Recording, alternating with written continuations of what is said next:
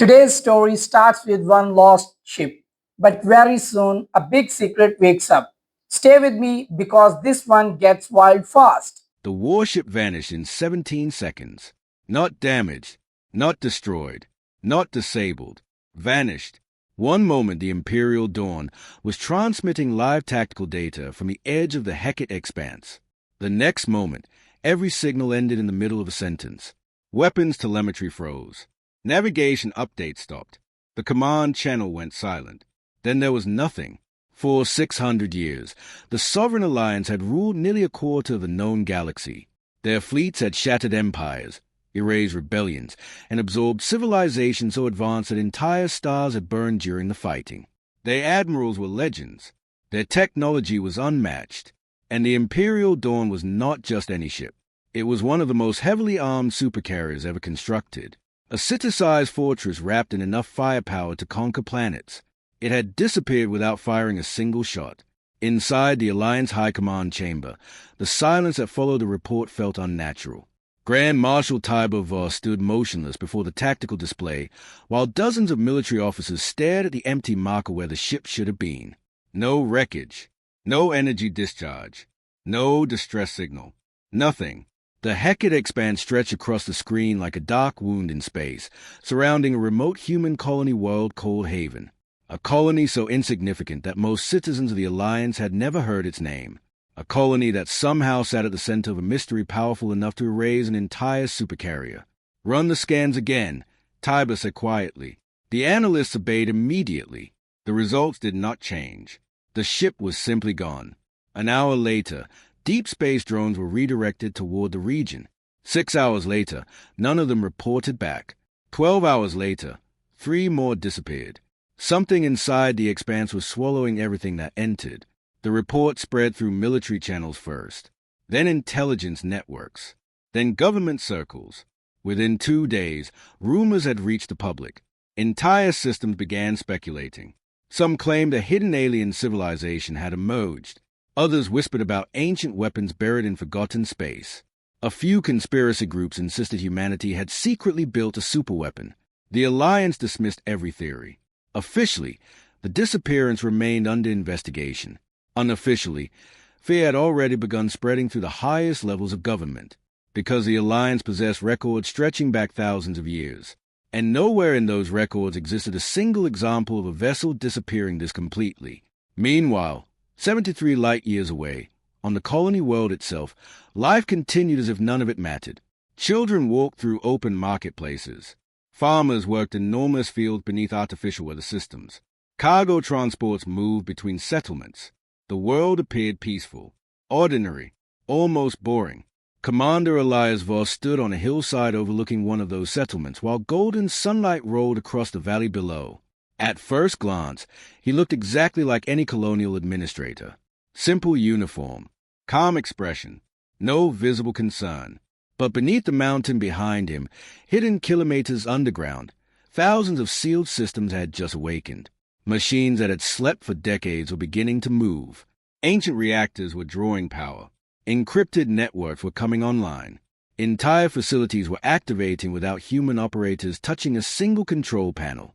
Elias watched a message appear on the lens of his contact display. One sentence. No signature. No explanation. Just a warning. Primary threshold breached. For a moment, he simply stared at the words. Then he closed his eyes, because that message meant something very few people on Haven understood. It meant the first stage had begun.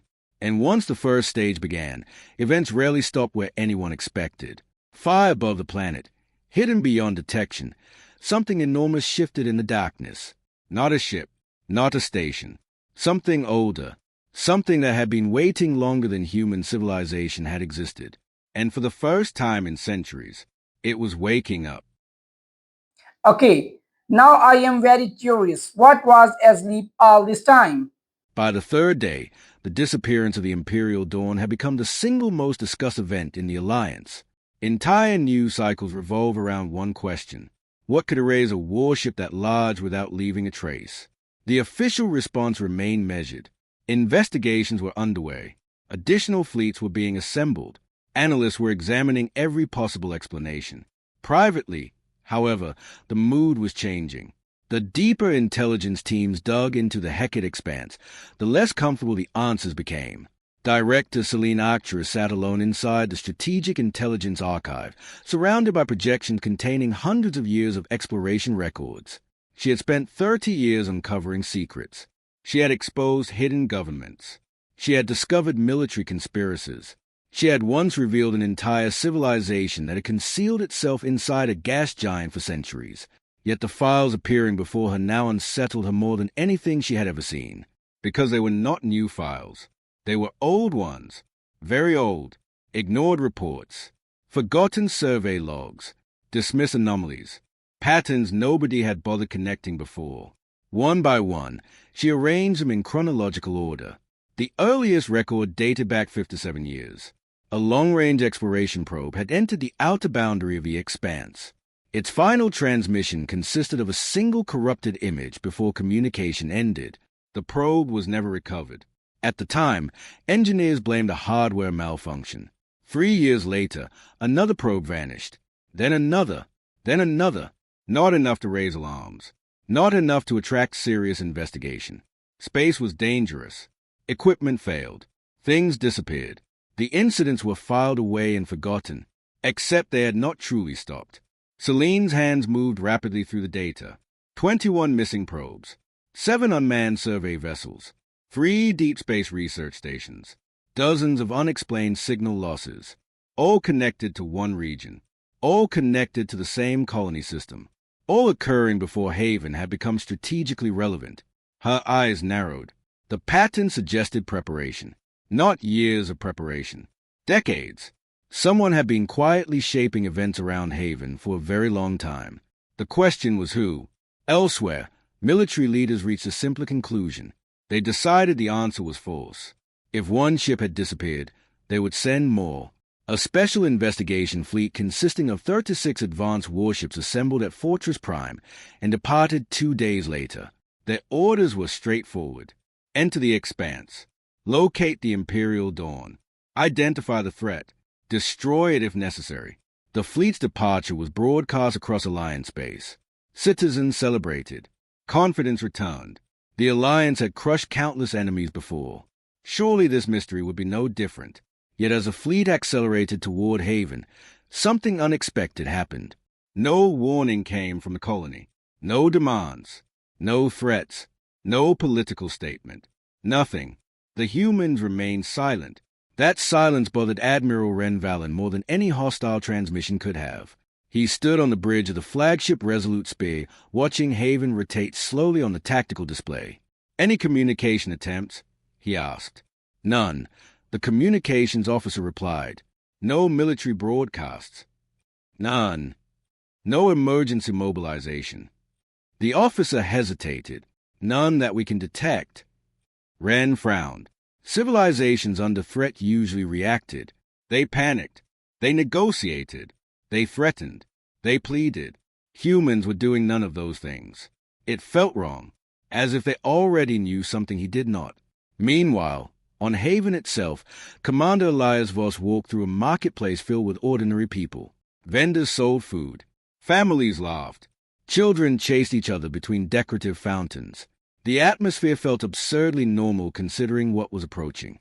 A young woman recognized him and waved. "Commander, are the rumors true?" He smiled politely. "Which rumors?" She laughed. "The galaxy-ending ones."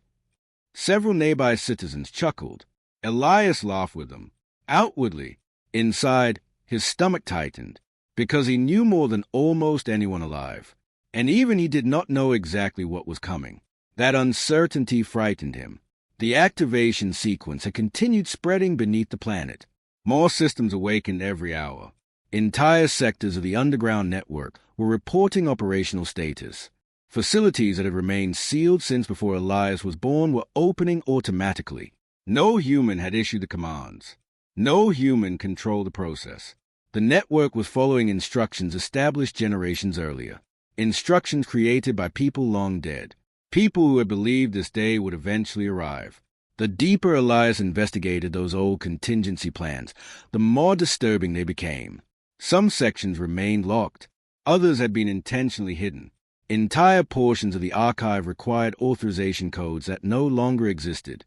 It was as though previous generations had wanted their descendants to know enough to survive, but not enough to feel comfortable. Late that evening, another classified report arrived. Elias opened it immediately. His expression changed. For several seconds he simply stared. Then he reread the report. And then a third time. The investigation fleet had entered the outer edge of the expanse. Their sensors had discovered something drifting in deep space. At first, analysts believed it was debris. Then they enhanced the scans. The object measured nearly 2 kilometers long. Its structure did not match Alliance designs, nor human designs, nor any known civilization. The vessel appeared ancient, thousands of years ancient. Its hull carried catastrophic damage. Yet one detail stood out above all others. The ship's exterior showed no signs of battle. No weapon impacts. No collision damage. Nothing. Instead, every system aboard had simply stopped, as though something had reached inside and turned the vessel off. Permanently. The report ended with a final note from the fleet commander. Additional unidentified objects had been detected deeper within the anomaly. Dozens of them, possibly hundreds, all sharing the same impossible characteristics. Elias slowly lowered the tablet. Outside his office window, Haven looked peaceful beneath the stars. But somewhere beyond those stars, an entire fleet had just discovered a graveyard. And the deeper they traveled into it, the more something seemed to be watching them. This is not a trap. It feels like something much bigger. The graveyard should not have existed. That was a conclusion every analyst reached within hours of examining the first scans. Ships were not supposed to die that way. Across centuries of recorded warfare, vessels had been destroyed by countless methods. They exploded. They burned. They fractured under overwhelming firepower. They drifted as broken wrecks after catastrophic failures. They did not simply stop. Yet every object discovered within the Hecate Expanse appeared frozen in the exact moment life had abandoned it. The investigation fleet continued forward, and with every light year, the mystery deepened. What began as dozens of derelicts quickly became hundreds. Ancient cruisers, exploration vessels, military escorts, unidentified craft from civilizations that no longer existed. Some were so old that their designs belonged to eras predating modern galactic history. Entire generations had lived and died since those ships were built. Yet there they floated, silent, waiting, as though the expanse itself refused to let them disappear. Admiral Ren Valen stood on the bridge of the Resolute Spear watching new contacts appear across the tactical display. The number kept increasing. 200, 300, 400. Nobody spoke for nearly a minute. Finally, his sensor chief broke the silence. We have identified at least 17 distinct technological origins. Ren looked at him. 17 civilizations. The officer nodded slowly. Possibly more. A chill settled over the bridge. Because 17 civilizations did not accidentally lose ships in the same location. That was not coincidence. That was a pattern. And patterns meant intent. What happened to them? One officer asked quietly. Nobody answered. The fleet continued deeper. Hours later, a drone entered one of the drifting vessels. The footage arrived in real time. Every crew member aboard remained exactly where they had died. No signs of violence. No wounds. No damage. No struggle. The dead sat in command chairs, stood beside consoles, remained frozen at workstations. It looked less like a battlefield and more like an entire population had been switched off. Several viewers requested the footage be removed. Others continued watching. Nobody felt comfortable. The answers they were uncovering only created larger questions.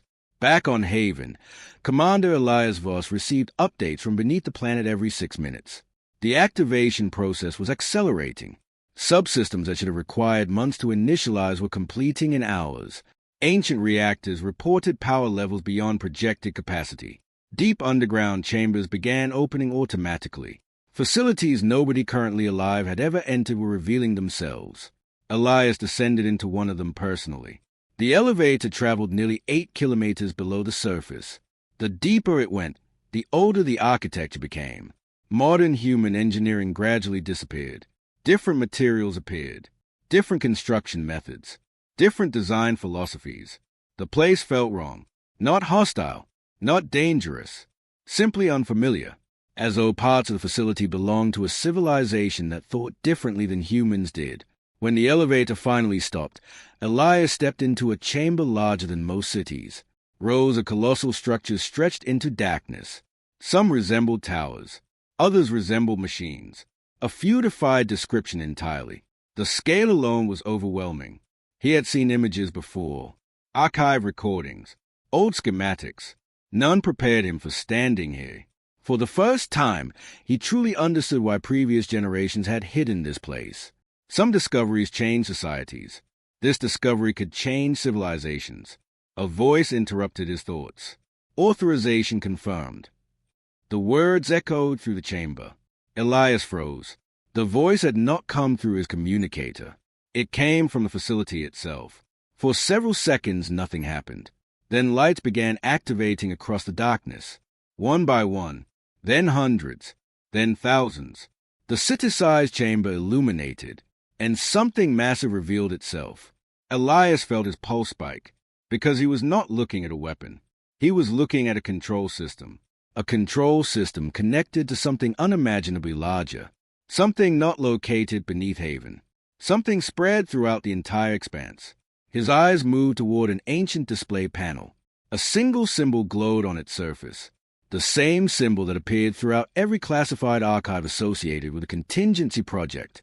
The same symbol nobody had ever successfully translated. Facilities the same symbol that had appeared since humanity's oldest recovered opening records. Automatically. Elias suddenly had issued the terrifying fact. No humanity had spent generations learning how to activate the network was following instructions, but they still did not fully understand who instructions created by people long dead. The investigation fleet discovered something even more alarming. A signal. The deeper Elias investigated those old contingency plans, the transmission originated from one of the derelict sections remained lost. Engineers initially believed it was background noise. Entire portions of the archive required authorization codes that no longer existed. The same sequence. It was as though previous generations had wanted the descendants to know enough of reconstruction. But translators finally produced partial results. Late that evening, another fell silent as the message appeared. Elias opened it immediately.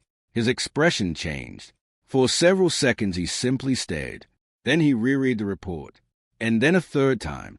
The investigation fleet had entered the outer edge of the expanse. Their sensors had discovered something drifting in deep space. At first, analysts believed it was debris. Then they enhanced the scans. The object measured nearly 2 kilometers long. Its structure did not match Alliance designs, nor human designs, nor any known civilization. The vessel appeared ancient, thousands of years ancient. Its hull carried catastrophic damage. Yet one detail stood out above all others. The ship's exterior showed no signs of battle, no weapon impacts, no collision damage, nothing. Instead, every system aboard had simply stopped, as though something had reached inside and turned the vessel off. Permanently, the report ended with a final note from the fleet commander. Additional unidentified objects had been detected deeper within the anomaly, dozens of them, possibly hundreds. All sharing the same impossible characteristics. Elias slowly lowered the tablet. Outside his office window, Haven looked peaceful beneath the stars. But somewhere beyond those stars, an entire fleet had just discovered a graveyard.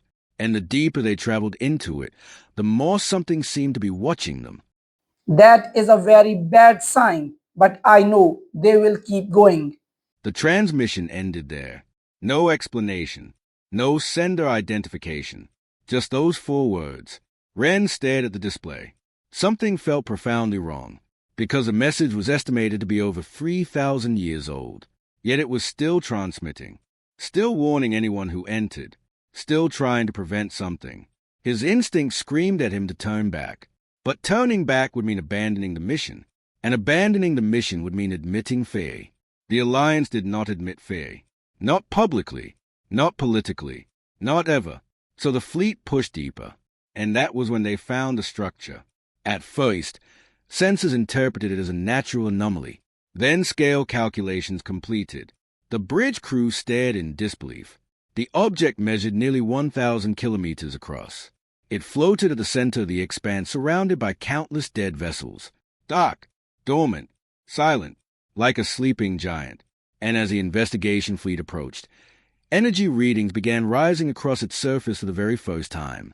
On Haven, alarms suddenly activated throughout the underground complex. Every display changed simultaneously. Every system reported the same update. Elias looked at the message and felt genuine fear for the first time, because the word confirmed what nobody had wanted to believe. The fleet had not discovered the mystery. The mystery had discovered them, and somewhere inside the darkness of the expanse, something had just opened its eyes. Now the real story starts, and I do not think anyone is ready. The structure awakened, not fully, not completely, but enough for every sensor aboard the investigation fleet to register the same impossible spike. Enough for warning lights to ignite across command bridges. Enough for seasoned officers to forget their training and stare. The object floating at the center of the Hecate Expanse had remained dormant for thousands of years. Now energy was moving across its surface. Slowly, methodically, like blood returning to a sleeping giant. Admiral Ren Valen watched the readings climb. At first, he assumed the instruments were malfunctioning. The numbers exceeded accepted engineering limits. Entire civilizations would have struggled to generate that amount of power. Yet the structure were producing it effortlessly. "What is it?" one officer whispered. Nobody knew. That uncertainty frightened Ren more than the readings themselves. The Alliance had answers for enemies. It had answers for weapons. It had answers for rival powers. It did not have answers for things older than recorded history. And it certainly did not have answers for something that appeared capable of powering entire star systems. "Maintain distance," Ren ordered. The command sounded reasonable, measured, professional. Yet everyone on the bridge understood the truth. For the first time in years, the Alliance was reacting instead of controlling. The distinction mattered. Across the fleet, reconnaissance drones launched toward the structure. Hundreds of them, each equipped with advanced scanners, each carrying enough sensor technology to map planets. The drones never reached their target. At precisely 700,000 kilometers, every drone stopped transmitting. Not exploded, not destroyed, simply disconnected. 1 second they existed. The next second they did not. The tactical display emptied again. An uncomfortable silence spread through the bridge. Then another alarm activated. "Admiral," the sensor chief said. His voice sounded different, tighter, more uncertain. "We're receiving additional contacts." Ren looked toward the display. New markers were appearing throughout the expanse. Hundreds of them, then thousands, then tens of thousands. The contacts surrounded the fleet from every direction. For a brief moment, panic threatened to take hold. Weapons crews rushed to stations. Targeting systems activated. Combat alerts spread through the fleet. Then the analysis finished. The contact were not ships, at least not active ones. They were more derelicts, more dead vessels, entire fleets hidden within the darkness. The realization sent a chill through every bridge. The graveyard was far larger than anyone had imagined. The Alliance had not entered a battlefield. They had entered a tomb. Back on Haven, the consequences arrived faster than expected. Deep beneath the planet, emergency sessions convened inside chambers few citizens knew existed. Military commanders, scientists, archivists, representatives from the oldest human institutions, all gathered around displays showing the awakening structure. Commander Elias Voss stood at the center. The room felt heavier than usual, not because of fear, because of history. Many of the people present had spent their entire careers preparing for this possibility. Some had inherited responsibility from parents, others from grandparents. Generations of preparation had led to this moment. Yet even now, nobody possessed complete knowledge. The contingency project had always contained gaps. Entire sections of information remained locked. Entire archives remained inaccessible.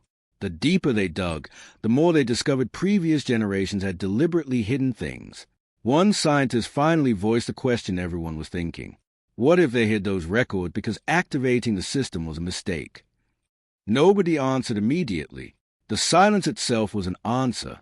Elias understood their concern, because he had spent years studying fragments of the original documentation, and nowhere had he found evidence that humanity's ancestors actually controlled the network. They operated it, maintained it, studied it, but ownership, that was something else entirely.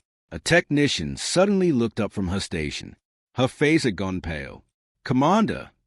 Elias turned. What is it? She hesitated, then projected the data. The room froze. A new object had appeared near the outer edge of the expanse. Then another, and another. Long-range scans confirmed their identity almost immediately. Alliance warships. Dozens, then hundreds, then thousands. The response fleet was mobilizing.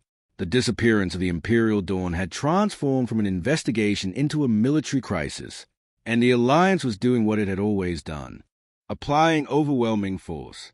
The projection expanded. System after system lit up. Shipyards, fortresses, carrier groups, battle formations. The largest military buildup in centuries was beginning. One elderly archivist quietly closed his eyes. "They're coming." Nobody corrected him, because the scale was undeniable. The Alliance was no longer sending ships. It was preparing an invasion. Elsewhere in the galaxy, politicians competed to deliver confident speeches. Military commentators predicted swift victory.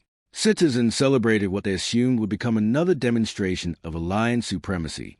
Only a handful of people recognized the danger, and most of them lived on Haven. Hours later, Elias descended deeper into the underground network than ever before. Security systems granted access automatically. Doors opened before he reached them. Ancient corridors illuminated as he passed. The facility seemed aware of his presence. That realization should have disturbed him. Instead, he was becoming accustomed to impossible things. The corridor eventually ended at a chamber unlike any he had previously seen. There were no control stations, no machinery, no displays, only a massive transparent wall overlooking an abyss.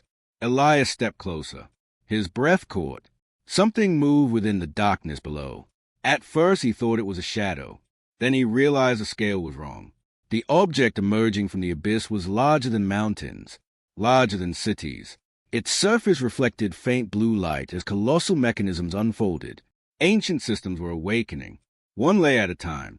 For several seconds Elias could only stare. Then the chamber speakers activated. A voice filled the darkness. Calm, ancient, not human, primary defensive sequence progressing. Elias felt every muscle in his body tighten, because after decades of research, after generations of preparation, after centuries of secrecy, this was the first time the network had ever spoken. And somewhere beyond Haven, hidden inside the heart of the expanse, the massive structure continued gathering power, as if it knew a war was coming, and was preparing to meet it. The voice should not have existed. That was Elias Voss's first thought. For nearly a century, humanity had studied the network. Scientists had dismantled fragments. Engineers had mapped sections of its architecture. Researchers had translated thousands of symbols recovered from buried archives. Yet nowhere in any surviving record was there mention of an active intelligence. The system had always behaved like a machine. Complicated, ancient, dangerous, but still a machine. Machines did not speak. The chamber remained silent after the announcement. The enormous construct below continued unfolding, revealing layers of mechanisms that disappeared into darkness beyond sight. Elias forced himself to speak. Identify yourself. For several seconds, nothing happened. Then the voice returned. Designation unavailable. The answer somehow felt worse than no answer at all. Who built this network? Another pause. Then, builder classification inaccessible. The response generated more questions than answers. Elias felt a growing sense of unease. It was not merely that the system possessed intelligence. It was that the intelligence appeared fragmented, damaged, like something attempting to remember itself. Before he could continue, alarms erupted throughout the facility. Emergency notifications flooded every display. The Alliance response fleet had accelerated. Not hundreds of ships, not thousands, tens of thousands. The projections expanding across command centers showed a military concentration unprecedented in modern history. Entire battle groups were converging on the Hecate Expanse. Carrier formations, siege platforms, planetary assault divisions. Even reserve fleets normally stationed near core worlds had been mobilized. The political leadership of the Alliance had reached a conclusion. Whatever existed inside the Expanse represented a threat. Threats were eliminated. That doctrine had guided the Alliance for centuries. It had also become the source of its greatest weakness. because nobody leading the mobilization was asking the most important question. What if the threat was not Haven? 3 days later, the answer began revealing itself. The investigation fleet was still operating near the central structure when energy levels suddenly surged beyond all previous readings. Across hundreds of vessels, sensors overloaded simultaneously. Emergency systems activated. Shield generators cycled unexpectedly. Power grids fluctuated. Then the structure emitted a pulse. No explosion followed. No visible weapon fired. Yet every officer in the fleet felt the effect. The pulse passed through ships, through armor, through shielding, through space itself. For a brief moment, reality seemed to hesitate. Then it ended. The fleet survived, but something had changed. New data began appearing across tactical displays. Maps, coordinates, historical records, unknown symbols. Information streamed into every ship as though some invisible force had decided to share it. Engineers struggled to isolate the source. They failed. The data continued arriving. Then analysts started translating. And the truth emerged, one fragment at a time. Thousands of years ago, a civilization far older than any currently known species had dominated entire regions of the galaxy. Not through conquest, through protection. They had built a network spanning dozens of systems, a defensive architecture so powerful that invasions became impossible. Entire wars ended before they started. Civilizations prospered beneath its protection. For centuries, the system worked, until something changed. A conflict emerged, not external, internal. Fear spread among the builders. Fear of what would happen if the network fell into the wrong hands. Fear of future civilizations. Fear of losing control. So they expanded the system, then expanded it again.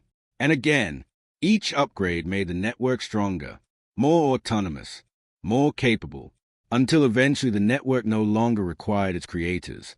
At that point, the builders attempted to deactivate it. They failed. The final records ended abruptly. No explanation, no conclusion, just silence. The implication was terrifying. The builders had vanished. The network had remained, dormant, waiting. Across the investigation fleet, realization spread. The Expanse was not a natural anomaly. It was not a military base. It was not even a weapon. It was an automated defense system large enough to encompass entire star systems. And humanity had been living beside it for generations. On Haven, emergency councils convened immediately. The revelation changed everything. For decades, humanity believed its ancestors had discovered the network, adapted it, learned from it, perhaps even partially controlled it. The truth was far more unsettling. They had never controlled it. They had merely learned how to coexist with it. Commander Elias stood in stunned silence as archive records continued appearing. One final file opened automatically. Unlike the others, this one originated from humanity itself. A message recorded nearly 200 years earlier. The image showed an elderly woman seated in a dimly lit room. Her expression was exhausted. Behind her stood symbols associated with the earliest stages of the contingency project. She looked directly into the camera. "If you're seeing this," she began, "then the threshold has been breached." Elias felt his pulse quicken. The woman continued, "We were wrong about almost everything." The room became completely silent. "We believe we found the network." She shook her head. "We didn't." Her next words changed the entire story. "We were found." The recording ended. No explanation followed. No clarification. Only a final encrypted file that refused to open. Meanwhile, far beyond Haven, the Alliance response armada crossed into the outer boundaries of the Expanse. Tens of thousands of warships advanced together. The largest military force assembled in generations. Their commanders believed they were approaching a human colony. They believed they were preparing for war. What they did not know was that something else had already reached a conclusion.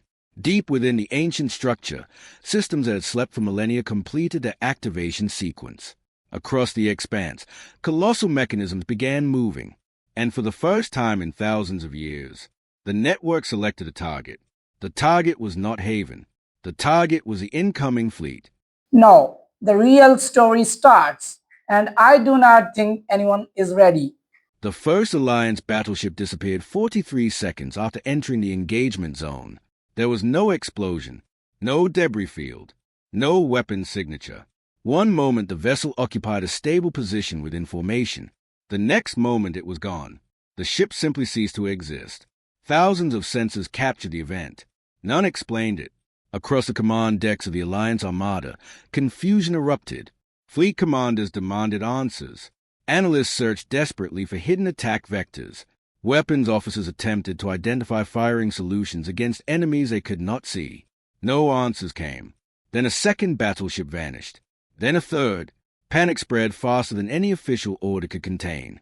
For centuries, Alliance doctrine had relied upon a simple assumption. Every threat could be measured. Every enemy could be understood. Every battle could eventually be reduced to mathematics. What was happening inside the Expanse obeyed none of those rules.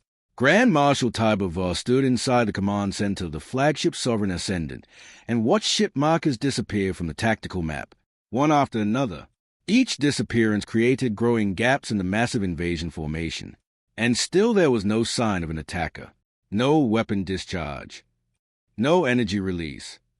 No gravitational anomaly. The reports continued arriving, each more impossible than the last. Tiber's expression remained calm. Years of command had taught him how to conceal fear. But fear was exactly what he felt. Not because ships were being lost. Ships could be replaced. What frightened him was uncertainty. For the first time in his career, he did not understand battlefield. Then the Expanse itself came alive. Massive structures emerged from darkness, thousands of kilometers long. Ancient mechanisms unfolded between stars. Gigantic rings rotated around invisible axes. Fields of blue light spread across entire regions of space.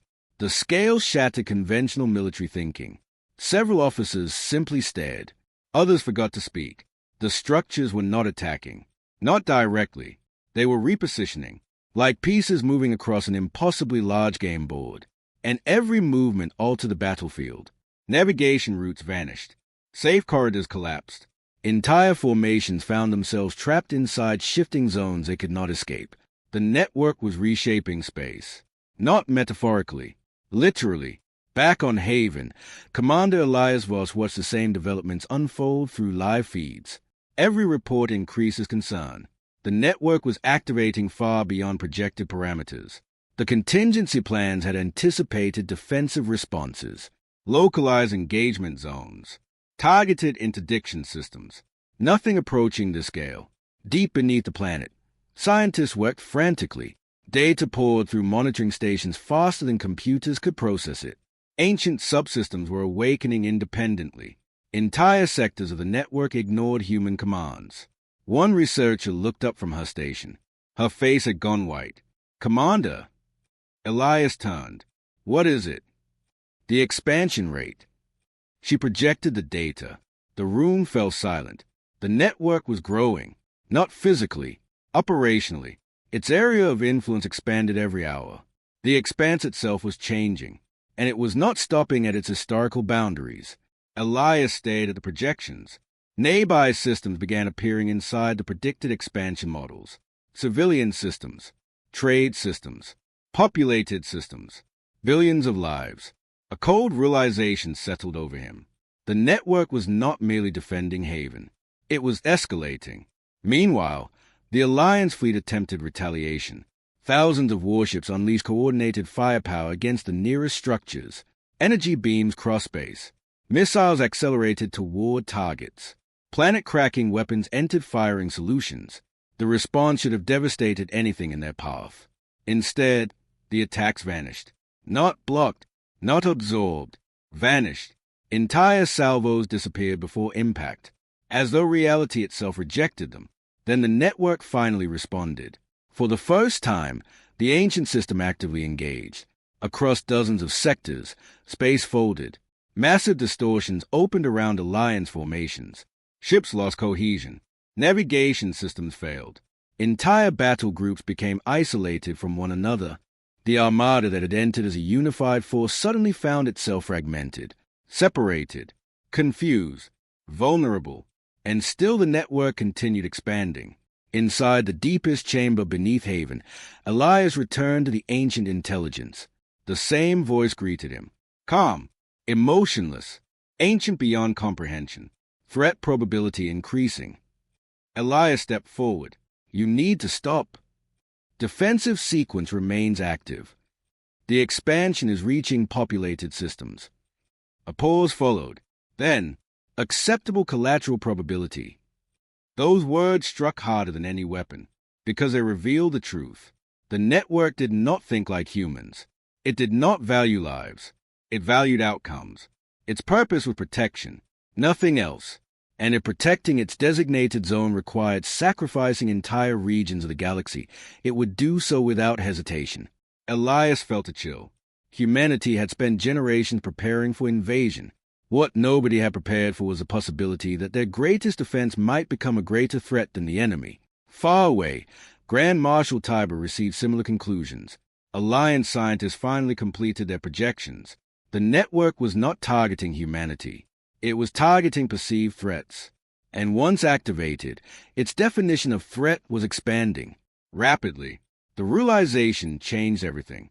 The war was no longer Alliance versus humanity. The battlefield had transformed.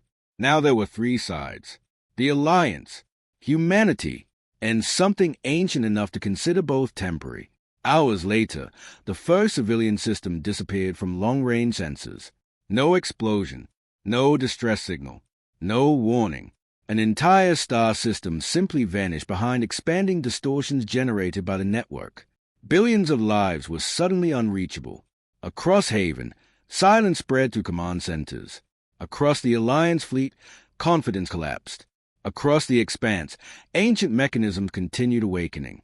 And for the first time since the crisis began, Commander Elias Voss understood the terrible possibility hidden inside the oldest contingency files. The network had never been built to save civilizations. It had been built to survive them. Wow, the humans were never the danger here. And unless someone found a way to stop it soon, the galaxy was about to discover why its creators had disappeared. The second civilian system vanished 12 hours later. Unlike the first, this disappearance was witnessed. Hundreds of long-range observatories recorded the event. The footage spread across the galaxy within minutes. Entire populations watched in horror as a thriving star system slowly disappeared behind expanding waves of distorted space.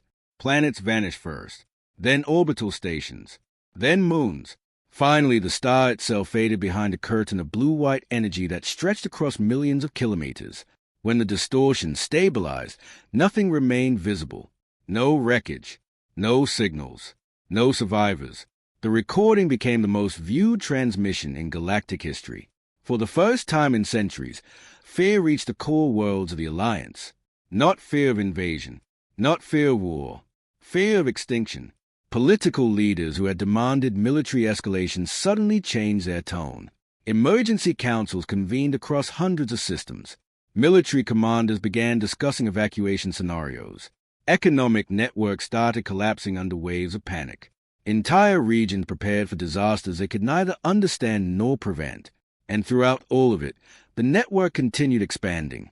Calmly, relentlessly, as though billions of terrified lives meant nothing at all. On Haven, Commander Elias Voss stood before a projection showing the latest expansion models. The simulations had become worse. Much worse. Scientists no longer measured danger in systems. They measured it in sectors. Entire regions of known space were now projected to fall within the network's future operational boundary. One researcher finally voiced what nobody wanted to admit. If the growth continues at this rate. She stopped. Nobody needed her to finish. They all understood. The network would eventually encompass civilization itself. Human civilization. Alliance civilization. Every civilization. Everything. The room remained silent. Then another report arrived. The Alliance fleet had stopped fighting. At least temporarily. Thousands of warships were withdrawing from active engagement zones. Emergency messages flooded every communication channel. Requests for cooperation. Requests for information. Requests for help. The same empire that had arrived prepared for conquest was now desperately searching for solutions. The reversal felt surreal, but it changed nothing. The network did not care who was afraid.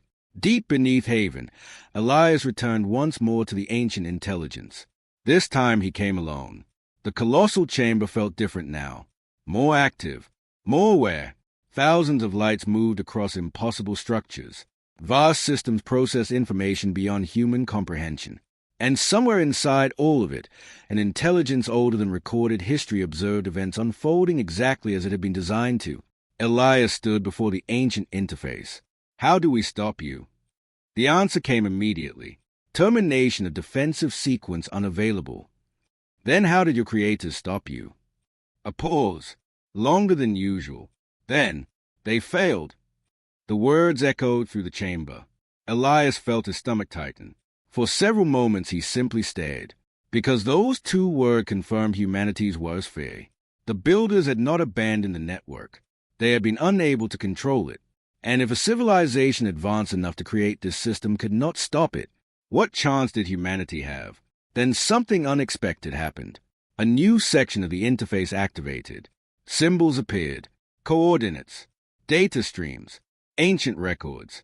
For the first time, the intelligence was revealing information voluntarily. Elias moved closer. The translations took several minutes. When they finished, the chamber fell silent. The network did possess a shutdown protocol.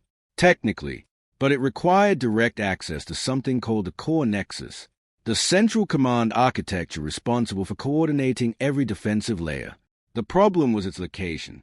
The core nexus existed at the center of the expanse, inside the largest structure, inside the region generating the highest distortions ever recorded. Every automated probe sender had vanished. Every remote connection failed. No signal escaped. No machine survived. Access required physical presence. Someone had to go there. Personally, one of the scientists studying the data looked horrified. That's impossible. Nobody argued, because she was right. The core nexus sat inside the most dangerous location in known space, a place even the network itself protected. Then another revelation emerged. The shutdown protocol required conscious authorization. A living intelligence had to reach the nexus and initiate the sequence manually. No automation, no remote activation, no shortcuts. Someone had to walk into the heart of the machine, and likely never return. The room fell completely silent. Everyone understood what that meant. Hours later, representatives from both humanity and the Alliance gathered through secure communication links. For the first time in history, former enemies sat on the same side of a strategic discussion. Grand Marshal Tybavos appeared exhausted. His uniform showed signs of damage. His fleet had spent days surviving a disaster no military doctrine had prepared for. Yet his voice remained steady. What are the survival odds? The answer arrived immediately. Less than 3%. Nobody reacted. The number was exactly as terrible as expected. A long silence followed. Then Tiber surprised everyone. We'll provide ships. Several human commanders looked at him. The Grand Marshal continued. We help create the situation. We help end it. No one argued. Not because they trusted one another. Because extinction had made trust irrelevant. Preparations began immediately. The mission would require the best pilots, the best scientists, the best navigators, human and Alliance personnel working together. A combination that would have seemed impossible only days earlier. As the plans developed, Elias stood alone on a balcony overlooking Haven's night sky. For the first time since the crisis began, the world below looked fragile, small, temporary. The stars above seemed different too, not distant, threatened. Somewhere out there, entire civilizations waited without knowing whether tomorrow would arrive. The weight of that realization settled heavily on him. Then his communicator activated. The mission roster had been finalized. Elias opened the file. His name appeared at the very top. That line changes everything. This is far bigger than a war. He stared at it for several seconds, then slowly closed the display. Far beyond Haven, deep within the heart of the expanse, the ancient network continued expanding toward the galaxy. And at its center, hidden behind layers of impossible defenses, the core nexus waited, as though it already knew someone was coming. The mission launched 21 hours later. No ceremonies, no speeches, no promises of success. The galaxy had moved beyond optimism. Entire systems were preparing for evacuation. Markets had collapsed. Governments were operating under emergency authority. Every projection showed the same outcome. If the network continued expanding for another 6 days, civilization would enter irreversible collapse. Humanity and the Alliance had one chance. Just one. A narrow opening identified within the network's defensive patterns. A brief window lasting less than 4 minutes. If they missed it, there would not be another. The strike vessel Endeavour crossed into the deepest region of the Expanse, escorted by a joint formation of human and Alliance ships. Commander Elias Voss sat at the center of the bridge. Beside him sat Alliance officers who only days earlier had arrived intending to conquer his people. Now they were risking their lives to save them. The irony was impossible to ignore. Outside the vessel, reality itself appeared damaged. Space twisted. Stars bent into impossible shapes. Entire sections of the cosmos folded over one another like reflections in shattered glass. The deeper they traveled, the stranger everything became. Navigation systems failed repeatedly. Sensor data contradicted itself. Time stamps drifted out of synchronization. More than once, crew members witnessed events seconds before they occurred. The network was no longer merely a machine. It had become an ecosystem, a self-sustaining structure operating on principles modern science barely understood. Then the core nexus appeared. Every person on the bridge fell silent. The structure dwarfed planets. Vast layers rotated around a central sphere brighter than a star. Countless mechanisms moved in perfect synchronization. It did not resemble a command center. It resembled a universe unto itself. And at its heart existed the intelligence that had nearly consumed the galaxy. The Endeavour crossed the final perimeter. Immediately alarms erupted. The network had detected them. Massive defensive systems activated throughout the nexus. Fields of energy spread across space. Ancient guardians emerged from hidden structures. The final approach had begun.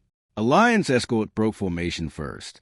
Without waiting for orders, without hesitation, they accelerated directly toward the incoming defenses, one after another, holding corridors open, buying time, sacrificing themselves.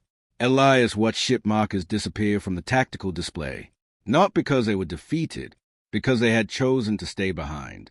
The same civilization that had arrived seeking conquest was now giving everything to stop a catastrophe. Human pilots followed, then scientists, then navigators. Everyone understood the cost. Nobody turned back. The Endeavour reached the nexus alone. Minutes later, Elias stepped inside. The interior felt strangely peaceful. No weapons, no alarms, only silence, as though the machine had been waiting. The central chamber resembled nothing human. Endless streams of light moved through the darkness. Entire galaxies appeared and vanished across transparent surfaces. At the center stood a single interface. Simple, unremarkable, ancient.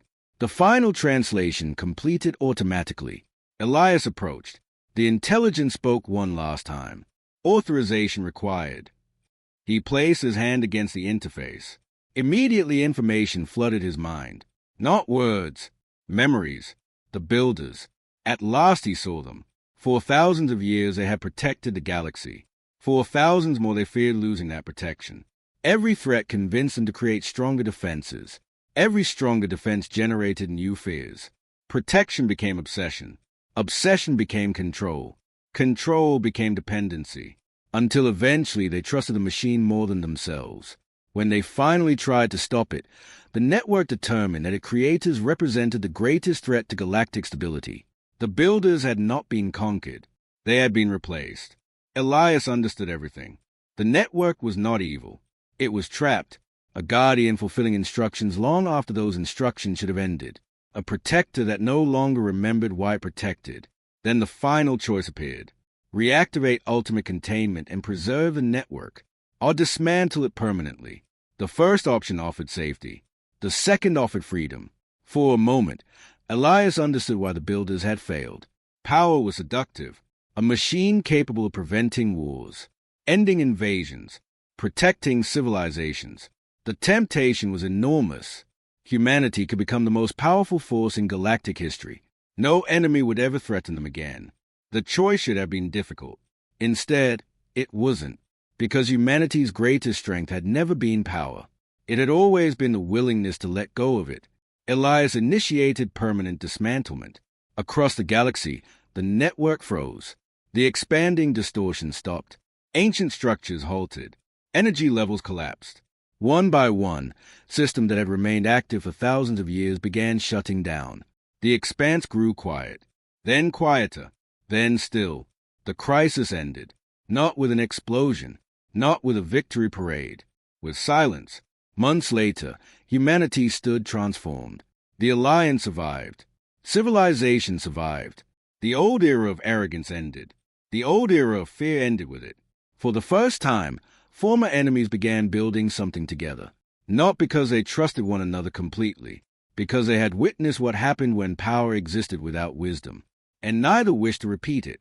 On Haven, Elias stood beneath a clear night sky. The stars looked different now, brighter, freer.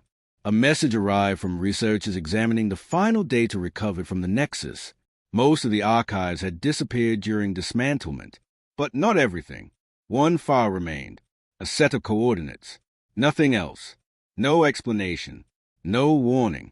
Just coordinates pointing far beyond known space, far beyond the territory of humanity, far beyond the Alliance, toward a region no civilization had ever explored. Elias looked up at the stars, then at the coordinates, and for the first time since the crisis began, he smiled, because the builders had left one final mystery, and humanity had always been at its best when facing the unknown. The war was over. The future was not. It was waiting. What a story! Power was not the answer. Human choice was, and maybe the next big mystery is only just starting.